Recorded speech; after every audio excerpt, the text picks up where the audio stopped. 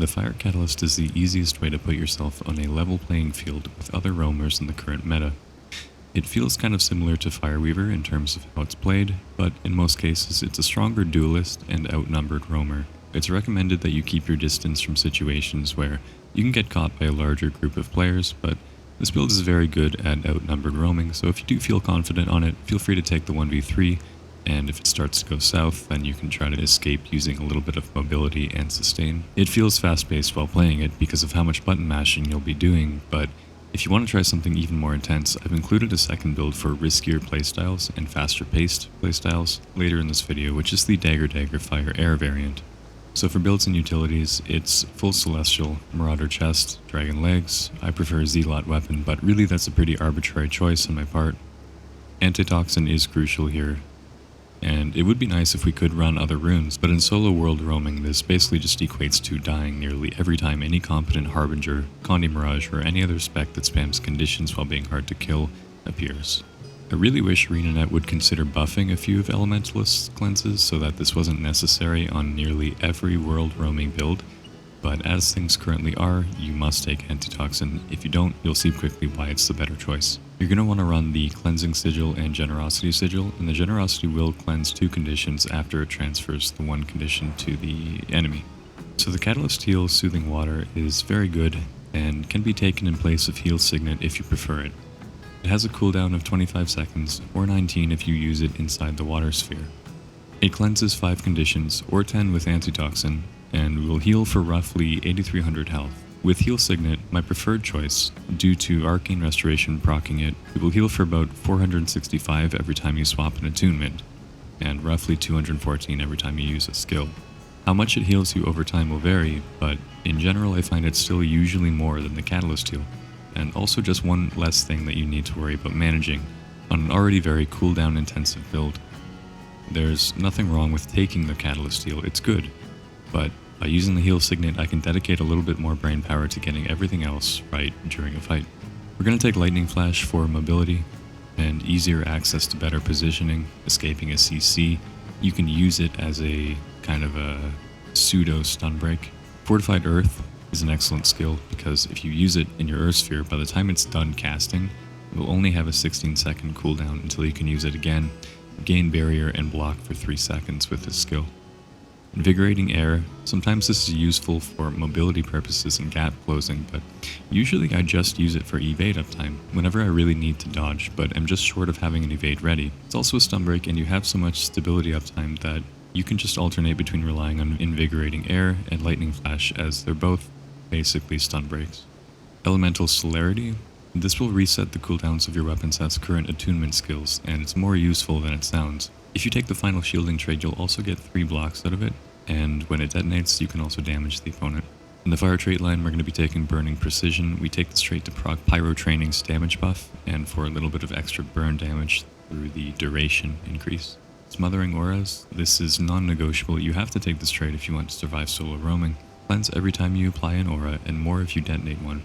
Note that we won't be detonating any auras on this build, but this is still your biggest source of cleanses.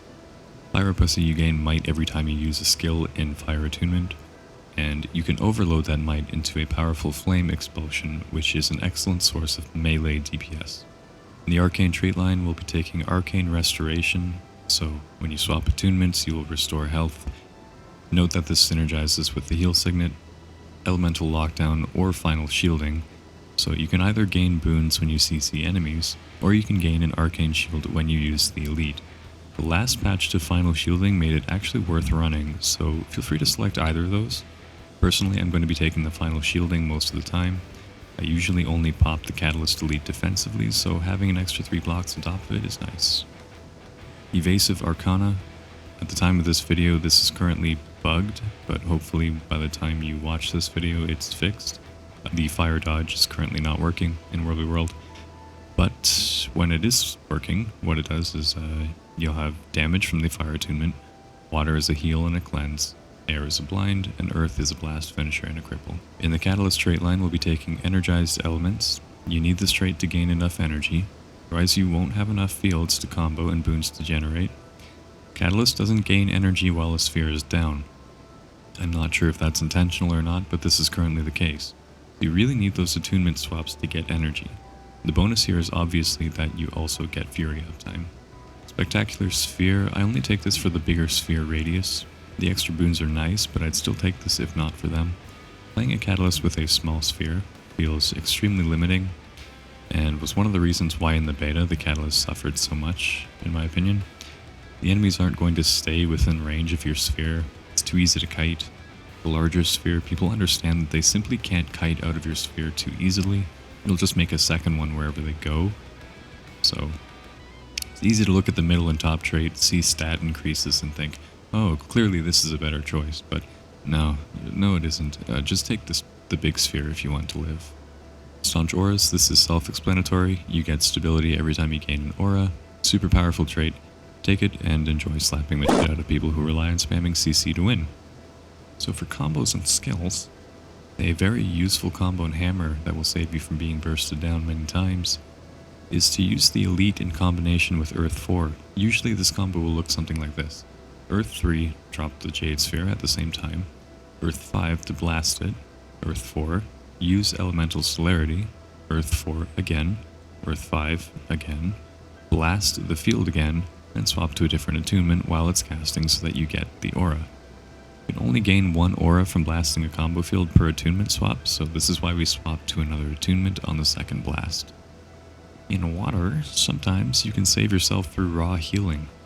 This is the kind of rotation that will make people say, OMG, the healing is just too much. Oh, you're so tanky. And yeah, you're a little bit tanky, but, well, actually, that's probably an understatement. But anyway, when you're really just busting your ass, getting everything right in order to actually pull off that healing, it takes a little bit of tact, you know? The combo in its ideal form looks like this, but you can run variations of the combo depending on what you have available to you when you need it. Water 3 and dodge for Cleansing Wave through the Evasive Arcana. Leap through the field at your opponent with Water 4, blast with Water 5, and while it's casting attune to Earth, finally dodge backwards into your Water Sphere to blast the water field again and gain a Magnetic Aura through Evasive Arcana. In the Air Attunement, if you drop an Air Sphere for quickness buffs and then you quickly attune into Fire to auto-attack, you'll rack up a lot of burn damage very quickly. And at the time of recording this, most people still don't know how much the Fire auto-attack hurts, even without quickness. So this is a great way to finish an opponent who hasn't seen you spam Fire auto the entire duel. As long as you don't do that the entire time, they're generally not going to see it coming. So they get finished off by it at the very end when you surprise them with it, with the quickness. It's a very good finisher. In Fire, I don't normally use the Elite to use Fire skills twice, but considering that they hit so hard, it's not really a waste if you do this. Yeah, if you take the final shielding trait in Arcane, and you want to kind of combine a defensive strategy with an offensive strategy, you could do this. Just keep in mind that doing this will negatively affect your sustain over time. You might be okay for the next 30 seconds, but within the next 60 seconds, you might be screwed if you do this. Playstyle and general gameplay. So note on attunement swapping, this is one of the hardest things to adjust to if you're used to only playing Weaver and Tempest. It's similar to Core Ellie, you will be constantly swapping attunements, and that is the correct way to play this spec. The takeaway here is that you're not trying to waste or spam attunements, although you kind of will. You're just rotating effectively, using everything eventually, but using everything at the right time. You don't need to use every single skill in the attunement once you've swapped to it, though a lot of the time you will. It's more about the few skills that you choose not to use to save for later than the ones that you choose to use, because generally speaking you're going to spam everything all the time off of cooldown. Well, generally speaking, only to save a few skills like Water 4, Water 5, Earth 4 for when you need them. Frequent attunement swapping is also going to be crucial for maintaining enough energy through energized elements. If you hear people say, oh, I never have enough energy on the Catalyst, I have such an issue with energy, it's because they're not doing this. They're not rotating effectively, they're not changing their attunements enough. They're camping one attunement and then they're getting frustrated when it doesn't work. It's because you have to change the attunements. Note on the Air attunement, try to make use of Evasive Arcana's blind condition while in this attunement, as it can help make up for how vulnerable a position this attunement can sometimes put you in. The Air Hammer skills are not that great, but they're good enough, and really they're just supplemental skills that glue everything else together, but on their own they're not incredibly useful. A well-timed Air 4 CC can help if you're struggling to stay alive, but generally speaking, by the time you get back within range of the enemy, they won't be CC'd anymore. So for the most part, Air 4 is more of a defensive skill you can use to distance yourself. Note on mobility, you don't have much of it. You do have enough for dueling scenarios, so make use of it. Reverse on your opponent's offense so that you force them to turn around. You can even backcast some skills like Fire 4 while doing this. You can use dodges for mobility if you needed, change direction frequently, use Water 4 as a mobility skill, especially if you can hit someone or something while using it while going in your intended direction. Use Air 4 to maintain distance when fighting melee enemies who've got you a little too low in health. And I can't stress this enough, do not S key. Please don't slowly walk backwards while in melee range. That applies to any build, any class, but I see so many new players doing this. It's the absolute worst thing you can possibly do when you're being pressured in melee. Okay, and a note on swiftness. With Hammer, you will have to blast airfields to keep some swiftness up, unless you opt for the Agility Sigil instead of Generosity. The Dagger Fire Fresh Air Catalyst is a godsend for roaming, as it excels in duels, outnumbered roaming, and especially mobility. This makes it a true jack of all trades. You can 1v1 reliably, relatively reliably. You can even 1v2 and 1v3 somewhat reliably, and if you can't, you can easily escape with its plethora of mobility skills. I recommend using Dagger, but using Hammer is a good choice as well, although you'll lose some mobility. Don't be fooled by the full Celestial stats here. We're running almost entirely offensive traits, and this build will delete most players if you're good at it. You still have a pretty good chance at fighting competent duelists with this build, and in some rare cases it will even outperform the Hammer Fire Arcane Catalyst. But overall this build is for faster paced, riskier gameplay, while the other is for a slower duelist approach. Just keep in mind that this is a generalist build, not a true duelist like the first build in this video. So sometimes you will lose a 1v1 due to the build being optimized for other scenarios.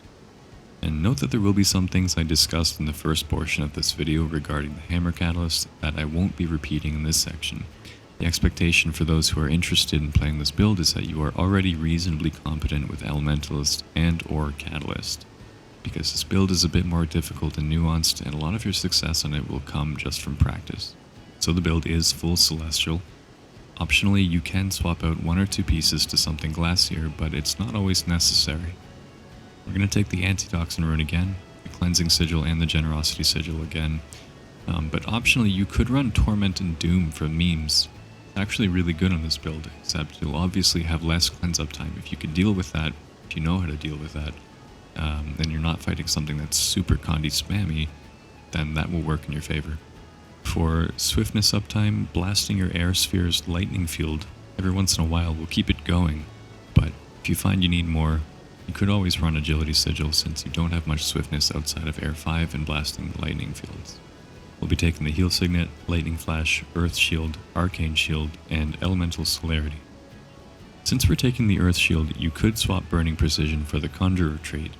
I typically don't, because when I play this build I usually drop the Earth Shield pretty quickly after using it. Now you can still benefit from the aura while doing that, but I don't really benefit from the decreased cooldowns, and I have so many auras already, I just don't really need it. I prefer Burning Precision generally, but you may still see me run the Conjurer trait from time to time. I do tend to swap, but generally I do prefer Burning Precision. Anyway, the reason we're taking Earth Shield over Fortified Earth, because this build, being more of a general roamer and ganker, makes very good use of all of Earth Shield's skills, and having Magnetic Aura access while in any attunement can save you a lot of the time. For example, you may have just burned all of your Earth skills, your Earth sphere, and everything's on cooldown, and oh, there's a Soul Beast. Well, take out your Earth Shield. That's what it's for. Fire traits we already covered in the Hammer portion of the video, but just to briefly summarize, Burning Precision to proc Pyro Training, Smothering Auras for Cleanse, Pyro Pussy for DPS. In Air, we'll be taking one with Air for super speed uptime. This goes great with Fresh Air, and in combination with your Dagger skills will make you extremely mobile and well-rounded as a roamer. Take Raging Storm for the Ferocity boost, but you can take Storm Soul if you want to, since you'll have Permanent Fury either way. In Catalyst, we'll be taking these same traits as the previous build: Energized Elements for Energy and Fury, Spectacular Sphere for a larger sphere, and Staunch Auras for stability uptime. The double updraft. This is useful in situations where you're trying to pressure or stomp a player in down state, but their friend is reviving them. Updrafting them once might lead to them stun breaking, or they may have had stability. Try not to do this if you see that they have like 10 stacks of stability. I know it can be difficult to see sometimes, but just look for it if you can. Using Elemental Celerity, you can updraft them a second time and then stomp the down with Arcane Shield active if you have it. Or you can just burn them. It's also just satisfying to launch a player twice in a row, so you can definitely BM some people with this. If you do this combo, remember to pop Shocking Aura before using it so that you can use it a second time after. Double Ride the Lightning. This is obviously a great way to make an escape from a situation that you're not capable of dealing with. Simply use Ride the Lightning, pop Elemental Celerity, Ride the Lightning again, Lightning Flash, and finish off with Earth 3 and Fire 3 for maximum mobility. Now if you really want to be fancy, you can even have Hammer on your offhand attuned to Water and use Water 4. Kind of pointless, but it looks really cool. Double Water Rotation. You can drop the Water Sphere, blast with Water 3, use Water 5, detonate Frost Aura, use Water 4, Elemental Celerity, blast again with Water 3, Water 5, Water 4. As far as I can see, your optimal burst is to begin in air, cast Air 2, attune to fire, drop the Fire Sphere for immediate might uptime, burning speed, lightning flash into the opponent if they're far away, or if your burning speed is not at an angle where it's going to hit them, then use Ring of Fire, Fire Grab, and as you're using Fire Grab, you want to attune to air. If you don't, it's not a big deal, but that's the best way to do it. Then you drop your Air Sphere, cast Air 2, and auto attack. A lot of people underestimate how much just whipping them in air and using Air 2 is going to do. You can use this to kind of make your rotation more fluid. So for example, if you want to go into Earth for a bit, use Earth 2, hit them with that, and then attune back into air. You're going to proc your Fresh Air so you get Ferocity. And then you can use your air auto attacks. Maybe you go into water, you're going to hit them with, auto attack and Water 2 for a little bit of healing. Maybe you don't want to spend any time or you don't want to use the heal skills yet. Go back into air. By now, maybe your fire attunement is off cooldown. You can go back into fire. And, Fresh Air really helps you make the rotation fluid. Earth Shield DPS Burst. So Earth Shield 3, Fresh Air, Auto Attack Chain. There's 3 of them. Attune to a different attunement and continue auto attacking and use Fresh Air. The Earth Shield auto attack hits very hard. It was one of the only skills for Elementalist that was not hit by the massive damage healing nerf back in 2020. So it also has an added bonus of doing some wacky things. So every now and then you might find yourself flying into the air, or it will kind of launch you forward like 600 range. It's kind of glitchy, but we're just using it for the damage, really. Your only source of protection is the Earth Sphere, so keep that in mind when you're being pressured. Try to maintain a good aura uptime for stability and buffs as well. Be conscious of how fire and air spheres will greatly enhance your DPS. Earth Shield is pretty invaluable on this build, but it needs to be used properly. Try to spam the block and pull often. Use Earth Shield 3 in combination with the auto attacks, and don't use the invuln until you're sure you're about to be bursted or if you need it. Wasting the invuln can result in a lost duel a lot of the time, but also you have to be careful and find the balance, because conversely, not using the invuln when you should have can also result in a lost duel, and sometimes you actually will want to waste it. Like for example, if you see a really beefy berserker and he looks like kind of a noob, he looks like he's going to spam every DPS skill in his arsenal right off the bat. Okay, I'm just going to go ahead and waste the invuln before I even see him do it. And look, he just did it, right? So sometimes you can waste it, but if you're fighting a good player, you want to keep that off of cooldown. You want to have that ready. Sometimes you might even want to drop the shield and then pick it back up before you use it, because you might pick that shield back up within like 10 seconds. You never know. Also, it goes without saying to keep an eye on where your Earth Shield is. I really wish they'd make this more like a kit, but my general rule as an Ellie is to not rely on changes being made. I just adapt to what's actually in the game. So keep an eye on where your Earth Shield is. Arcane Shield is taken as a general oh shit button and stun break, as well as a downstate finisher. For being pressured in an outnumbered situation but you have it down, try to combine some stability with the use of Arcane Shield. about a second into beginning your stomp. And remember that auras will give you stability. The best way to ensure that your burning speed lands is to use it in the direction they're currently facing, or currently going. Try not to make it extremely obvious that you're about to use it as well. People will generally see it coming if they notice that you're in the fire attunement. Kind of want to do something unpredictable, maybe like use your auto attack twice. Doesn't have to hit them. As long as you're not being like pressured. If you can afford to do something to kind of throw them off your tracks in terms of what you're about to do, then I would recommend doing that before you use the burning speed. And anyway, you can also burning speed in a completely different direction and then lightning flash on top of them. Some people, very few, but some people will see this coming. It's kind of like how churning earth and lightning flash was a good combo for a while, but after people started to notice how often Elementalist did it, they started to expect it. You might see that starting to happen. Anyway, as you've lightning flashed on top of them with your burning speed, you can attune to air for a ferocity boost, and that's also going to trigger your flame expulsion since you'll be in melee range. Keep in mind that if you're really in need of super speed and you don't mind wasting a sphere, if you're running away, you can look behind you, drop a sphere on the opponents behind you, and hopefully if you crit, then you'll proc super speed, and then you can be faster. So that's all for now. If you found this useful, please like and subscribe. Good luck, have fun.